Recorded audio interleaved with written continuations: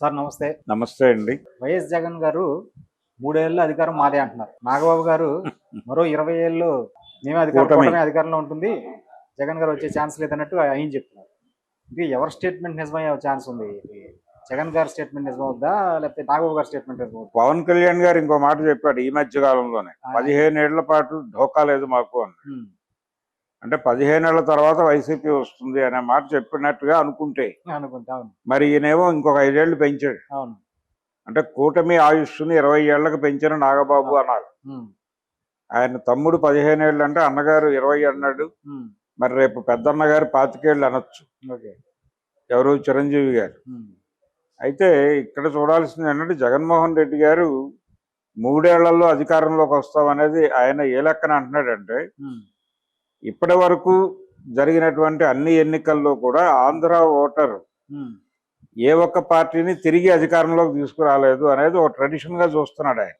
Tradition అంటే 14 ఎన్నికల్లో టీడీపీని గెలిపించారు, కూటమిని. అప్పుడు కూడా కూటమే. వైఎస్ గారు 2 సార్లు వచ్చారుగా.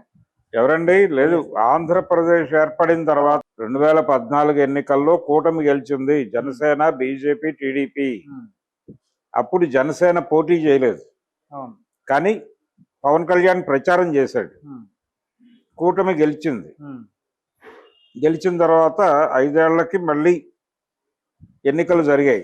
19 ఎన్నికలు. 19లో జగన్ గెలిచాడు.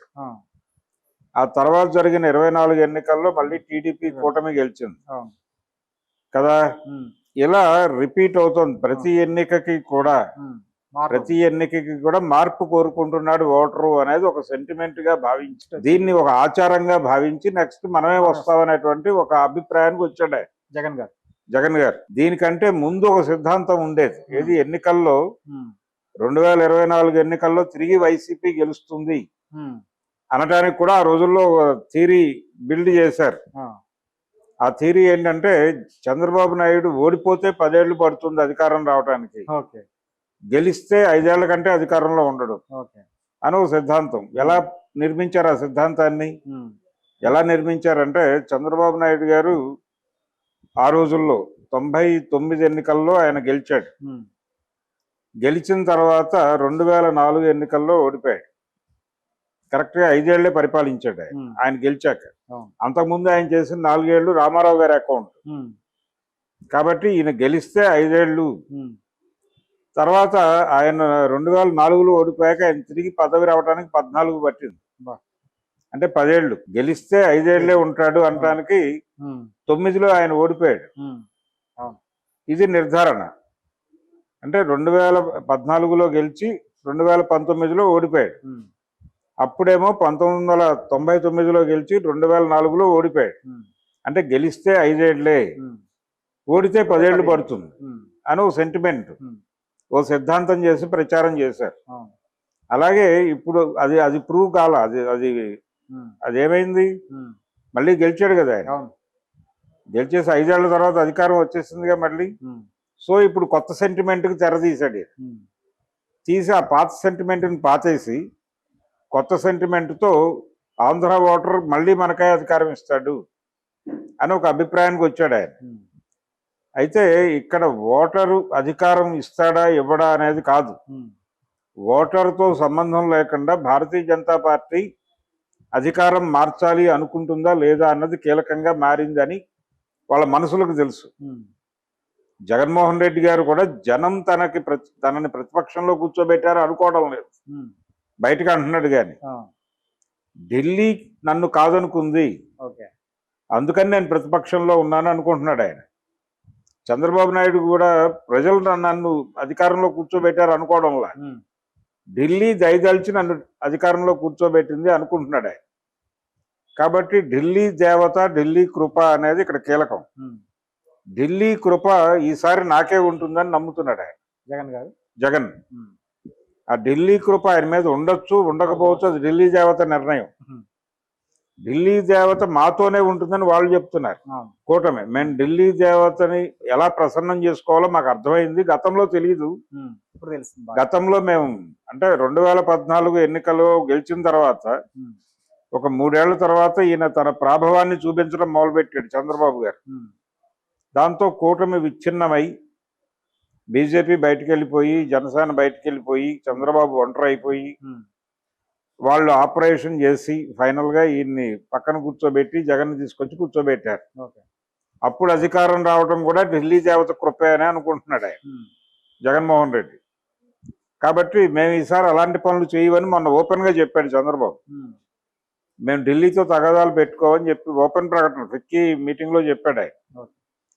కాబట్టి ఢిల్లీ దేవతతో ఎంతకాలం కలిసి ఉంటామో అంతకాలం అధికారం మాదే అంటున్నాడు ఆయన చంద్రబాబు. కూటమి కలిసి ఉంటుంది, కూటమిలో విభేదాలు లేవు, అందుకని మేము మళ్ళీ గెలుస్తాం, మళ్ళీ కాదు మళ్ళీ మళ్ళీ గెలుస్తామని చెప్పి 3 ఎన్నికల వరకు చెప్పాడు ఆయన పవన్ కళ్యాణ్. 15 ఏళ్ళు అని, అంటే ఈ 5 ఏళ్ళు పోనీ ఇంకో 2 ఎన్నికలు గెలుస్తామనేది ఆయన ఉద్దేశం.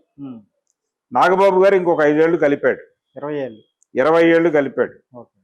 కాబట్టి జగన్మోహన్ రెడ్డి గారు చెప్తున్నటువంటి మాట ఏదైతే ఉందో, ఈ 3 సంవత్సరాల్లో అధికారంలోకి వస్తామని, అది ఢిల్లీ దేవత కటాక్షం మీద ఆధారపడి ఉంది తప్ప ఈయన జనంలోకి వస్తే అవుతాడేమో. ఈయన జనంలోకి వచ్చి ఫైట్ చేసి జనాన్ని మోటివేట్ చేసి ఆ పని కనుక లెగ్ వర్క్ చేస్తే అధికారంలోకి రావడానికి ఆస్కారం ఉంది. కానీ లెగ్ వర్క్ చేసే మూడ్లో ఆయన ఉన్నట్టుగా ఎక్కడ కనబట్టలేదు.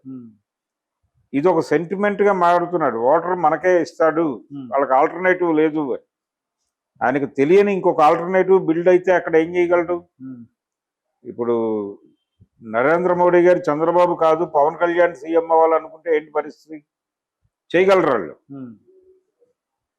వాళ్ళు ఆర్గనైజ్ చేయగలరు. ఆల్రెడీ ఆ సూచన ఇచ్చాడు ఆయన. ఎప్పుడు చంద్రబాబు నాయుడు గారి ప్రమాణ స్వీకారం జరిగిపోయిన తర్వాత ఆ ప్రమాణ స్వీకారానికి వచ్చి చిరంజీవిని పవన్ కళ్యాణ్ పక్కకి తీసుకెళ్లి చేతులు ఎత్తాడు. సో మాకు రకరకాల ప్లాన్స్ ఉన్నాయి అనేది ఢిల్లీ దేవత ఒక హింట్ ఇచ్చింది. కాబట్టి ఢిల్లీ దేవత దయ ఉంటే నువ్వు సీఎం అవుతావు, 3 ఏళ్లలో అయిపోతాను నువ్వెలా నమ్ముతావు?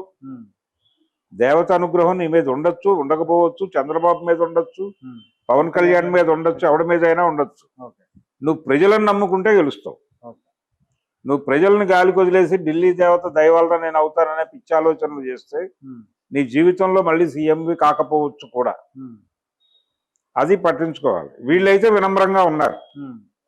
పవన్ కళ్యాణ్ అండ్ చంద్రబాబు ప్రస్తుతం ఢిల్లీ దేవతకి సరెండర్ అవ్వటం మాత్రమే కాదు, రోజు త్రిసంధ్యలు ఆచరిస్తూ బతుకుతున్నారు అలా.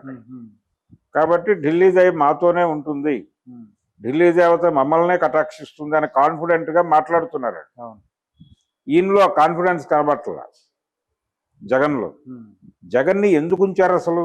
ఎందుకు ఉంచింది ఢిల్లీ దేవత అంటే, చంద్రబాబు నుంచి ఏదైనా ప్రమాదం వస్తే ఇతన్ని వాడదాము అని అలా ఉంచారు అంతే. అంతకు మించి వేరే ప్రయోజనం ఏం ఆశించట్లేదు జగన్ నుంచి. ప్రతి చోట అలా 2 ఉండాలి అనుకుంటున్నారు. ఆ 2 ఉండాలి అనుకోవడం వలన జగన్ ఉంటున్నాడు అక్కడ. ఆ అవసరం మీకు రానివ్వను అనే భరోసా చంద్రబాబు కల్పిస్తే జగన్ పరిస్థితి ఏంటి? ఇది పరిస్థితి. ఈ కండిషన్లో ఆంధ్ర రాజకీయం నడుస్తోంది. అందుకని ఢిల్లీ దేవత దయ మీద నమ్మకం పెట్టుకోకుండా జగన్ జనాన్ని నమ్ముకుంటే అతని పని ఏదైనా అయ్యే అవకాశం ఉంది తప్ప, లేకపోతే నాగబాబు గారు చెప్పినట్టు 20 ఏళ్ళు వాళ్ళు పరిపాలించినా మనం ఆశ్చర్యపోనక్కర్లేదు.